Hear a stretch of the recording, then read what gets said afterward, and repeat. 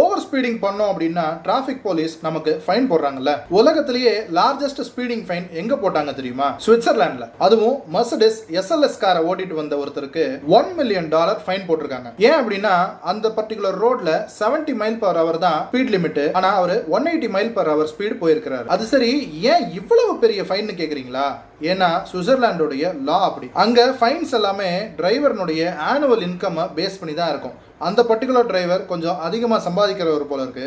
அதனால தான் $1 million fine போட்டிருக்காங்க. உங்களுக்கு ஒன்று தெரியுமா? வெறும் 18% அமெரிக்கன்ஸுக்கு மட்டும்தான் மேனுவல் டிரான்ஸ்மிஷன் இருக்கிற காரை ஓட்ட தெரியுமா? அதோட அமெரிக்கால விற்கிற ஒட்டுமொத்த கார்கள்ல வெறும் 5% மட்டும்தான் மேனுவல் டிரான்ஸ்மிஷன் இருக்கிற கார்ஸ் சேல் ஆகுது. ஸோ இந்த 18% அப்படிங்கிற இந்த நம்பர் வர்ற வருஷங்கள்ல ரொம்பவே குறையக்கூடும். ஸோ அமெரிக்கால மேக்ஸிமம் ஆட்டோமேட்டிக் டிரான்ஸ்மிஷன் வெஹிக்கிள்ஸ் தான் ஓடுது. நீங்க என்னதான் சூப்பர் கார்ஸ், ஹை ஸ்பீட் போற ஸ்போர்ட்ஸ் கார்ஸ் எல்லாம் வாங்கி ஓட்டினாலும் பப்ளிக் ரோட்ஸ்ல, அதாவது நம்ம ஹைவேஸ்ல எல்லா இடத்துலயுமே ஸ்பீட் லிமிட் ஒன்று இருக்கு. அந்த ஸ்பீட் லிமிட் குள்ள தான் நம்ம ஓட்ட முடியும். ஆனா உலகத்திலேயே ஸ்பீட் லிமிட்டே இல்லாத ஒரு பப்ளிக் ரோடு இருக்கு. அதுதான் ஜெர்மன்ல இருக்கக்கூடிய ஆட்டோபான். சோ அந்த ரோட்ல உங்க கார் எவ்வளவு மேக்ஸிமம் ஸ்பீட் போகுமோ அவ்வளவு மேக்ஸிமம் ஸ்பீட் நீங்க ஓட்டலாம், அதுவும் லீகலா. டெஸ்லா கம்பெனி ஒரு பெரிய தவறு செஞ்சுட்டு அதை எப்படி சரி செய்யறதுன்னு தெரியாம மூழ்கி பிதுங்கி போயிருக்காங்க. கொஞ்சம் வருடங்களுக்கு முன்னாடி யோக் ஸ்டேரிங் வீல் அப்படிங்கிற ஒரு டைப் ஆஃப் ஸ்டேரிங் வீல் அவங்க கார்ல இன்ட்ரோடியூஸ் பண்ணாங்க. அவங்க அதை இன்ட்ரோடியூஸ் பண்ணதுக்கு முக்கியமான காரணம் அது பாக்குறதுக்கு ரொம்ப அழகா இருக்குன்றது தான். உண்மைதான், அது பாக்குறதுக்கு ரொம்ப அழகா இருக்குதான். ஆனா அது உண்மையிலேயே அந்த ஸ்டேரிங்னுடைய வேலையை செய்தா அப்படின்றது ஒரு பெரிய கேள்விக்குறியா இருக்கு. ஏன்னா இந்த யோக் ஸ்டேரிங் வீலை வச்சு கார் ஓட்டுறதுக்கு மக்கள் ரொம்ப கஷ்டப்பட்டிருக்காங்க. இதுக்கு டெஸ்லா சைட்ல இருந்து புதுசா தயாரிக்கிற வண்டிகள்ல இந்த யோக் ஸ்டேரிங் வீலை தூக்கிட்டு சைலண்டா பழைய ரெகுலர் ஸ்டேரிங் வீலையே போட்டு விற்க ஆரம்பிச்சிட்டாங்க. ஆனா ஒருவேளை நீங்க அந்த யோக் ஸ்டேரிங் உடைய ஃபேனா இருந்தீங்க அப்படின்னா நீங்க அந்த யோக் ஸ்டேரிங் வீல் வேணும்னு கேட்டு வாங்கிக்கலாம். ஒருவேளை உங்களுடைய டெஸ்லால யோக் ஸ்டேரிங் வீல் இருந்தது, அது உங்களுக்கு பிடிக்கல, நார்மல் ஸ்டேரிங் வீலுக்கு மாத்தணும் அப்படின்னா $700 பே பண்ணி நீங்க நார்மல் ஸ்டேரிங் வீல் வாங்கிக்கலாம். இந்த சம்பவத்தை பார்க்கும்போது யூடியூப் ப்ரமோஷன்ஸுக்கு அளவே இல்லாம போயிட்டு இருக்குன்னு தான் சொல்ல தோணுது. நம்ம ஊர்ல லம்பார்கினி காரை பார்க்கறதே ரொம்ப அபூர்வமான விஷயம். அதுவும் ஒரு லம்பார்கினி காரை லைஃப்ல வாங்கணும் அப்படிங்கிறது பல பேருக்கு ஒரு கனவாவே இருந்துட்டு இருக்கு. அப்படி இருக்க ஒரு ரஷ்யன் யூடியூபர் லிட் எனர்ஜி அப்படின்ற ஒரு எனர்ஜி ட்ரிங்கை தயாரிச்சிருக்காரு.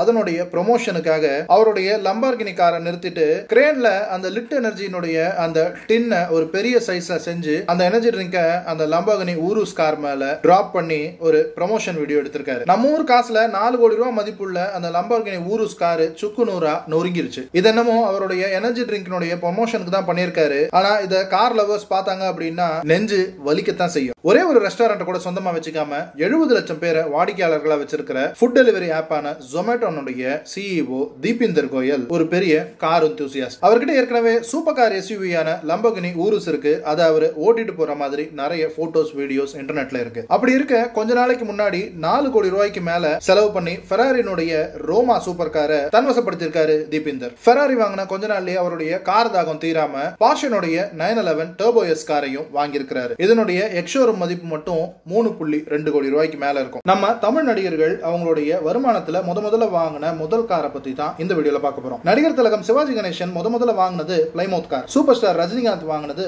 பிரீமியர் பத்மினி. நம்ம தல அஜித் வாங்கினது மாருதி 800. விஜய் சேதுபதியோட முதல் காரு மிட்சுபிஷி லான்சர். நம்ம அட்மேன் சிம்பு வாங்கினது BMW X6. தளபதி விஜயோட ஃபேமிலியில அவங்க அப்பா SAC வாங்கின ரெட் கலர் அம்பாசிடர் தான் அவங்க ஃபேமிலியில ஃபர்ஸ்ட் கார். ஆக்டர் ஜெய் சுப்பிரமணியத்துக்கு அப்புறமா வாங்கின முதல் கார் ஃபோர்ட் ஃபியஸ்டா. நடிகர் சூர்யாவுடைய முதல் கார் மிட்சுபிஷி லான்சர். அவங்க அப்பா சிவகுமாரனுடைய முதல் கார் எலிகன்ட் ஃபியட். ஜெயம் ரவியுடைய முதல் ஃபேமிலி கார்னு பாத்தீங்கன்னா எலிகன்ட் ஃபியட் தான். ஆனா அவர் சம்பாதிச்சதுக்கு அப்புறமா முதல்ல வாங்கினது மாருதி சுசுகி ஸ்விஃப்ட். அப்புறம் நம்ம வீட்டு பிள்ளை சிவகார்த்திகேயனுடைய முதல் கார்னு பார்த்தோம்னா ஹோண்டா சிட்டி. அதுக்கப்புறமா அவருக்கு கிஃப்டா வந்த ஆடி Q5. செல்ஃப் டிரைவிங் கார்ஸை கண்டுபிடிச்சவர் தான் சிலிகான் வேலியினுடைய மிகப்பெரிய கிரிமினல் அப்படின்னு சொன்னா உங்களால நம்ப முடியுதா? ஆண்டனி லெவன்டோஸ்கி. இவர் காலேஜ் ஸ்டூடெண்டா இருந்தப்பவே செல்ஃப் டிரைவிங் மோட்டார் சைக்கிளை கண்டுபிடிச்சாரு. அதுக்கப்புறம் பிற்காலத்துல கூகுளோடைய செல்ஃப் டிரைவிங் கார் டிவிஷனான வெய்மோவுக்கு கோ-ஃபவுண்டரா இருந்தாரு. ஆனா கூகுள்ல இந்த செல்ஃப் டிரைவிங் வெஹிக்கிள்ஸ் அப்படின்ற கான்செப்ட் ஸ்லோவா இருந்ததுனால அவரு கூகுள தள்ளி விட்டுட்டு ஓட்டோ அப்படின்னு சொந்தமாவே கம்பெனி ஆரம்பிச்சிட்டாரு. ஆரம்பிச்சவரு முதல்ல இருந்து, அதாவது ஸ்கிராச்ல இருந்து ஆரம்பிக்காம கூகுள்ல இருந்து வெளியில வரும்போது ஒரு ஹார்ட் டிஸ்க் நிறைய இந்த செல்ஃப் டிரைவிங் கார்னுடைய ப்ரொப்ரைட்டரி டேட்டாவை தூக்கிட்டு வந்துட்டாரு. அந்த டேட்டாவை பேஸ் பண்ணி தான் அவரோட கம்பெனியில செல்ஃப் செல்ஃப் டிரைவிங் கார்ஸ் தயாரிக்க ஆரம்பிச்சாரு. கொஞ்ச நாள்லயே அவர் ஆரம்பிச்ச ஓட்டோ கம்பெனியை ஊபர் அக்வயர் பண்ணிட்டாங்க. அதுல இருந்து கொஞ்ச நாள்லயே ஆண்டனி பண்ண திருட்டு வெளிச்சத்துக்கு வந்துச்சு. கூகுள் கோர்ட்டுக்கு போனதுல ஆண்டனி $180 மில்லியன் பே பண்ணும் அப்படின்னு கோர்ட் சொல்லிட்டாங்க. ஆனா இப்போ அவருடைய கம்பெனியை ஊபர் வாங்கி இருந்ததுனால இந்த $180 மில்லியன் ஊபர் தலையில விழுந்துருச்சு. அதோட ஆண்டனி ஜெயிலுக்கு போகவும் நேர்ந்தது. ஆனா அப்போ பிரசிடென்டா இருந்த டொனால்ட் ட்ரம்ப் ஆண்டனியை மன்னிச்சு விட்டுட்டாரு. அதிர்ஷ்டமோ துரதிர்ஷ்டமோ ஒரு மனுஷனுக்கு ஒரே நேரத்துல வருமா? வரும் அப்படின்றதுக்கான உதாரணம் தான் இந்த இன்சிடென்ட். ஸ்காட்லாண்ட்ல கிராண்ட் பர்னட் அப்படின்ற ஒருத்தர் வெறும் ஒரு $100 மதிப்பிலான ஒரு லாட்டரி சீட்டு வாங்குறாரு. அதிர்ஷ்டவசமா அவருக்கு அந்த லாட்டரி சீட்ல ஒரு லம்பார்கினி ஹரக்கான் கார் அப்படி இல்லைன்னா ஒரு 1,00,000 யூரோஸ் வாங்கிக்கலாம் அப்படின்னு பரிசு விடுது. வெறும் $100 4 கோடி மதிப்பிலான லம்பார்கினி ஹரக்கான் காரை வின் பண்ணிட்டோம் அப்படின்ற சந்தோஷத்துல தன்னுடைய சோசியல் மீடியால அந்த காரை டெலிவரி எடுக்கிறத பதிவு செஞ்சிருக்கிறாரு. இந்த காரை வாங்கின 2 மாசத்துல துரதிருஷ்டவசமா ஒரு மாடு மேல மோதி அந்த கார் ஆக்சிடென்ட் ஆயிருக்கு. இப்போ அதே சோசியல் மீடியால கிராண்ட் பர்னட் தன்னுடைய காரினுடைய உருக்குலைஞ்ச அந்த போட்டோஸை பதிவு செஞ்சிருக்காரு. அதுக்கு நெட்டிசன்ஸ் எல்லாம் அர்ப்பனுக்கு வாழ்வு வந்தா அத்தராத்திரல இப்படித்தான் நடக்கும் அப்படின்னு கமெண்ட் பண்ணிட்டு இருக்காங்க. அதோட ஓட்ட தெரியாம நீ ஓட்டிட்டு அநியாயமா மாடு மேல பழிய போடாது அப்படின்னு கமெண்ட்ஸ் எல்லாம் சொல்லிட்டு இருக்காங்க. ஆனா கிராண்ட் பர்னட் நானே லம்பார்கினி போயிடுச்சே அப்படின்னு நொந்து போயிருக்கேன்டா நம்புங்கப்பா அப்படின்னு அந்த கமெண்ட்ஸ்க்கு எல்லாம் ரிப்ளை கொடுத்துக்கிட்டு இருக்காரு. உலகத்திலேயே முதல் முறையா கலர் சேஞ்ச் ஆகிற காரை இன்ட்ரோடியூஸ் பண்ணிருக்காங்க BMW. இனிமே ஒரே கலர் காரை தான் ஓட்டணும் அப்படின்ற நிர்பந்தம் இல்ல, நம்ம இஷ்டத்துக்கு கலரை மாத்தி மாத்தி ஓட்டிக்கலாம். இப்போதைக்கு BMW சொல்லியிருக்கிறது பிளாக் அண்ட் ஒயிட்ல கலர் சேஞ்ச் பண்ணிக்கலாம் அப்படின்றது மட்டும்தான். ஆனா ஃபியூச்சர்ல நிறைய கலர் ஆப்ஷன்ஸ் வரும் அப்படின்னு சொல்லியிருக்காங்க. இது எப்படி ஒர்க் ஆகுது அப்படின்னு பாத்தீங்கன்னா டிஜிட்டல் பேப்பரை ஸ்டிக்கர் வடிவத்துல கார் ஃபுல்லா ஒட்டி இருப்பாங்க. இந்த தின் ஷீட் ஆஃப் டிஜிட்டல் பேப்பரை கார்ல ஒட்டி இருக்கிறதுனால அதோட அது எலக்ட்ரிக்கல் பல்ஸ்ல கனெக்ட் பண்ணிருப்பாங்க. இந்த டிஜிட்டல் பேப்பர்ல நெகட்டிவா சார்ஜ் செய்யப்பட்ட ஒயிட் செல்ஸும் பாசிட்டிவா சார்ஜ் செய்யப்பட்ட பிளாக் செல்ஸும் இருக்கும். இப்போ எலக்ட்ரிக் பல்ஸ் கொடுக்கறது மூலமா ஒயிட் கலர் வேணும்னா ஒயிட் செல்ஸையும் பிளாக் கலர் வேணும்னா பிளாக் செல்ஸையும் ஸ்டிமுலேட் பண்ணி கலரை சேஞ்ச் பண்ணிக்கலாம். ஆட்டோமொபைல் இண்டஸ்ட்ரியில இது ரொம்பவுமே ஒரு புதுமையான ஃபீச்சர் அண்ட் இது இன்னும் பயன்பாட்டுக்கு வரதுக்கு கொஞ்சம் காலம் எடுக்கும் அப்படின்னு தான் நினைக்கிறோம். அண்ட் இந்த கலர் சேஞ்சிங் டெக்னாலஜி நடைமுறைக்கு வந்தா எப்படி இருக்கும், நீங்க என்ன ஃபீல் பண்றீங்க அப்படின்றத கமெண்ட் பண்ணுங்க. இன்னைக்கு கார் பையர்ஸ்னுடைய இம்பார்ட்டன்ட் விஷயமா இருக்கிறது அந்த கார் ஆஃபர் பண்ற ஃபீச்சர்ஸும் அதுல முக்கியமா மினிமம் ஒரு 10 இன்ச் ஸ்கிரீன் ஆவது அப்படின்னு தான் பாக்குறாங்க. இன்னைக்கு இன்ஃபோடெயின்மென்ட்க்கு இவ்ளோ இம்பார்ட்டன்ஸ் கொடுக்கறோமே, முதல்ல கார்ல ரேடியோ தான் முதல் இன்ஃபோடெயின்மென்ட்டா இருந்துச்சு. அந்த ரேடியோ முதல்ல எந்த கார்ல இன்ட்ரோடியூஸ் பண்ணாங்கன்னு உங்களுக்கு தெரியுமா? ஷெவ்ரலே கம்பெனி முதல்ல 1922ல தான் ஃபர்ஸ்ட் கார் ரேடியோவை கார்ல இன்ட்ரோடியூஸ் பண்ணாங்க. அண்ட் அந்த ஃபீச்சர் உங்களுக்கு வேணும் அப்படின்னா நீங்க எக்ஸ்ட்ராவா ஒரு $200 பே பண்ண வேண்டியதா இருந்துச்சு அன்னைக்கு தேதிக்கு. அண்ட் இதுல ரொம்ப சுவாரஸ்யமான விஷயம் என்னன்னா 1930ல இந்த கார் ரேடியோவை பேன் பண்ணணும் அப்படின்னு நிறைய ரூல்ஸ் அண்ட் ரெகுலேஷன்ஸ் கொண்டு வந்தாங்க. எதுக்கு அப்படின்னா இந்த கார் ரேடியோ டிரைவ் பண்றவங்களை ரொம்ப டிஸ்ட்ராக்ட் பண்ணுது அப்படின்னு அன்னைக்கு தேதிக்கு ஃபீல் பண்ணாங்க. இன்னைக்கு தேதிக்கு ஆடி, BMW, லெக்ஸஸ், போர்ஷா இந்த மாதிரியான லக்ஸரி பிராண்ட்ஸ்ல இருக்கக்கூடிய ஹைடெக் கார்ஸ்ல இந்த 4 வீல் ஸ்டியரிங் கொடுத்திருப்பாங்க. அதாவது 4 வீலுமே திரும்பும். ஆனா இந்த விஷயத்தை முதல்ல கொண்டு வந்தது ஹோண்டா கம்பெனி தான். 1989ல ஹோண்டா ப்ரீலூட் அப்படின்ற கார்ல தான் இந்த 4 வீல் ஸ்டியரிங்ன்ற கான்செப்ட் முதல்ல வந்துச்சு. ஆனா அதுக்கப்புறம் இந்த விஷயம் நிறைய ஹை அண்ட் கார்ஸ்ல மட்டுமே இருக்கு. நம்ம மக்கள் யூஸ் பண்ற மாஸ் ப்ரொடக்ஷன் கார்ஸ்ல இது அதிகமா யூஸ் பண்ணப்படல. நம்ம யூஸ் பண்ற ரெகுலரான கார்ஸ்லயே இந்த ஃபீச்சர் இருந்தா நல்லா இருக்கும் அப்படின்னு நான் நினைக்கிறேன். நீங்க என்ன நினைக்கிறீங்க அப்படின்றத கீழே கமெண்ட் பண்ணுங்க. நம்ம ஒரு காரை வாங்கி 10 வருஷம் வச்சிருந்தோம்னா கூட நம்ம அந்த காரோட லைஃப் டைம்ல 4% தான் யூஸ் பண்ணிருப்போம். எப்படின்னு கேக்குறீங்களா? இப்போ அந்த காரை ஒரு நாளைக்கு 1.5 மணி நேரம் ஓட்டுறோம்னு வச்சுக்கோங்க. மீதி இருக்கிற 22.5 மணி நேரமும் அந்த கார் வெறும் பார்க்கிங் ஸ்டேஜ்ல தான் இருக்க போகுது. சோ அப்படி கால்குலேட் பண்ணோம் அப்படின்னா 96% ஒரு காரோட லைஃப் டைம் பார்க்கிங்லயே தான் செலவிடப்படுது. நம்ம சப்ஸ்கிரைபர்ஸ் ஆல்மோஸ்ட் எல்லாருமே கார் எந்தூசியாஸ்டா தானே இருப்பீங்க. சோ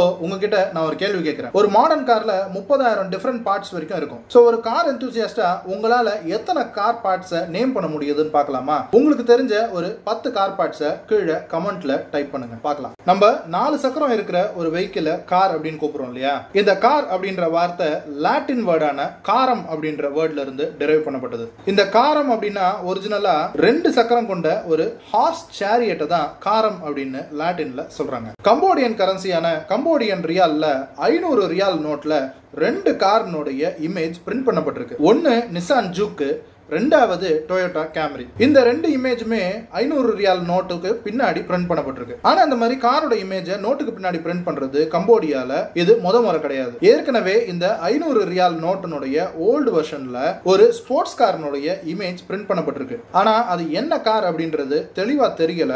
ஆனா மக்கள் அதை போர்ஷா கெய்மன் அப்படின்னு சொல்றாங்க. அந்த இமேஜ் நான் போடுறேன், அது உங்களுக்கு கெய்மன் மாதிரி தெரியுதா அப்படின்றத கமெண்ட் பண்ணுங்க. நம்ம ஒரு கார்ல ஏறி உட்கார்ந்த உடனே நம்மள கிரீட் பண்றது அந்த காரினுடைய டேஷ்போர்டு தான், அதனுடைய குவாலிட்டியும் லுக்கும் தான். ஆனா என்னைக்காவது நம்ம யோசிச்சிருக்கோமா இந்த டேஷ்போர்டு அப்படிங்கிறது எங்க இருந்து ஆரம்பிச்சது அப்படின்னு?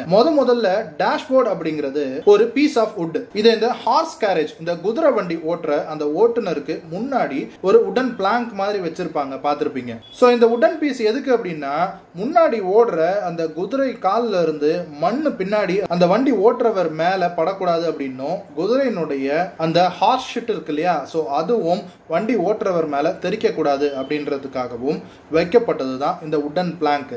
இந்த உடன் பிளாங்கை தான் முதல்ல டேஷ்போர்ட் அப்படின்னு கூப்பிட்டாங்க. சோ அதுதான் மருவி நம்ம கார்ஸ்ல டேஷ்போர்டா இருக்கு. நம்ம பாதி வாழ்க்கையை தூக்கத்திலேயே கழிச்சிருவோம் அப்படின்னு சொல்றாங்கல்ல, அப்படி இருக்கையில நம்ம டிராபிக் சிக்னல்ல ரெட் சிக்னல் போட்டிருக்கும் போது நிக்கிறோம் இல்லையா, சோ அந்த டைம் நம்ம லைஃப் ஸ்பேன் ஃபுல்லா கால்குலேட் பண்ணி பார்த்தோம் அப்படின்னா 5 மாசம் வரைக்கும் நம்ம டிராபிக் சிக்னல்ல நிக்கிறதுக்காக செலவிடுறோமா. சோ எதை பத்தி எல்லாம் ரிசர்ச் பண்ணி கண்டுபிடிச்சிருக்காங்கன்னு பாருங்க. ஆனா இந்த விஷயம் நம்ம டெத் பெட்ல படுத்துக்கிட்டு இருக்கும் போது யோசிச்சோம்னா எவ்வளவு நேரத்தை நம்ம வேஸ்ட் பண்ணிருக்கோம் அப்படின்றது அப்பதான் நமக்கு புரிய வரும். உலகத்திலேயே அதிக வேல்யூ இருக்கக்கூடிய ஒரு கார் கம்பெனி எதுன்னு தெரியுமா? டொயோட்டா சொல்றீங்களா? ஆமா, டொயோட்டா ஒரு காலத்துல இருந்துச்சு. இன்னைக்கும் டொயோட்டா தான் உலகத்திலேயே அதிக நம்பர் ஆஃப் கார்ஸை சேல் பண்ணக்கூடிய ஒரு கம்பெனி. ஆனா அதிக வேல்யூவேஷன் இருக்கக்கூடிய ஒரு கார் கம்பெனி அப்படின்னா அது டெஸ்லா. ஜூலை 2020ல டொயோட்டாவை ஓவர்டேக் பண்ணி டெஸ்லா தான் வேல்யூவேஷன்ல உலகத்திலேயே மோஸ்ட் வேல்யூபிள் கார் கம்பெனியா இருந்துட்டு இருக்கு. கிறிஸ்டோபர் நோலனுடைய பேட்மேன் மூவில ப்ரூஸ் வெயின் ஓட்டுற காரு லாம்போர்கினி மொர்சியலாகோ. ஆனா பர்டிகுலரா அந்த காரை ஏன் ப்ரூஸ் வெயின் யூஸ் பண்ணணும்? ஏன்னா ப்ரூஸ் வெயின் யூஸ் பண்ற கார்ல கூட கிறிஸ்டோபர் நோலனுடைய டச் இருக்கு. ஏன்னா ஸ்பானிஷ்ல மொர்சியலாகோ அப்படின்னா பேட் அப்படின்னு அர்த்தம். சோ இப்ப புரியுதா பேட்மேன் ஏன் பேட் காரை யூஸ் பண்றாரு அப்படின்னு? போர்ஷா பிராண்டோடைய ஃபர்ஸ்ட் எலக்ட்ரிக் கார் பேர் என்ன? டைகான். எல்லாரும் கையை தூக்காதீங்க. ஏன்னா 1898லயே C2 ஃபேட்டன் அப்படின்ற காரை போர்ஷானுடைய ஃபவுண்டர் ஃபெர்டினண்ட் போர்ஷா முதல்ல டிசைன் பண்ணாரு. அண்ட் அதுதான் அவர் டிசைன் பண்ண முதல் கார், அண்ட் அதுவும் எலக்ட்ரிக் கார். சோ போர்ஷா ஒரு கம்பெனியா முதல்ல பில்ட் பண்ணதே ஒரு எலக்ட்ரிக் கார் தான் அப்படின்றத தெரிஞ்சுக்கோங்க. கார் லவர்ஸ் எல்லாருக்குமே அவங்க வச்சிருக்கக்கூடிய கார் ஒரு பீஸ் ஆஃப் ஆர்ட் தான். அதை அவங்க ரசிக்கக்கூடிய ஒரு பொருளா, ஒரு கலை பொருளா தான் பார்ப்பாங்க. ஆனா உலகத்திலேயே ஒரு கோர்ட் இந்த பர்டிகுலர் காரை ஒரு பீஸ் ஆஃப் ஆர்ட் அப்படின்னு சொல்லியிருக்கு. அது என்ன கார் தெரியுமா?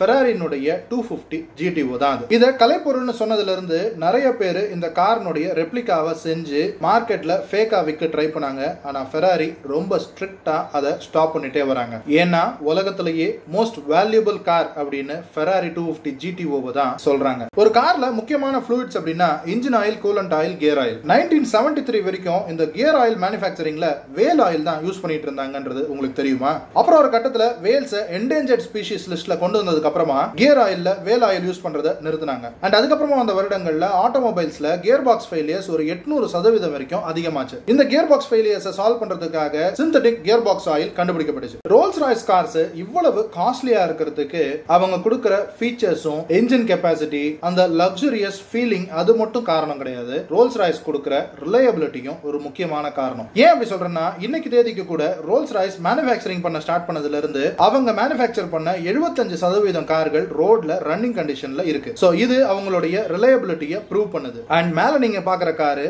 அந்த லிஸ்ட்ல வராது. கரண்டா கார்ஸ்னுடைய பாப்புலேஷன் 1.3 பில்லியன் கார்ஸ் இந்த உலகத்துல இருக்கு. இத பர் கேபிட்டாவா பார்த்தோம் அப்படின்னா 5 பேருக்கு ஒரு கார் இருக்கு. இத கண்ட்ரி வைஸா டிசெண்டிங் ஆர்டர்ல பார்த்தோம்னா இட்டலில 679 cars per 1000 பீப்புளும், மால்டால 693 cars per 1000 பீப்புளும், லக்சம்பர்க்ல 739 cars per 1000 பீப்புளும், ஆஸ்திரேலியால 740யும், ஐஸ்லாண்ட்ல 745ம், நியூசிலாந்துல 774 கார்ஸும், யுஎஸ்ஏல 795 கார்ஸும், மொனாக்கோல 899 கார்ஸ் per 1000 பீப்புளும், உலகத்திலேயே பர் கேபிட்டா கார் அதிகமா இருக்கக்கூடிய சான் மாரினோல 1263 கார்ஸ் per 1000 பீப்புளும் இருக்கு. சோ பர் பர்சன் அப்படின்னு பார்த்தோம்னா 1.2 கார்ஸ் இருக்கு.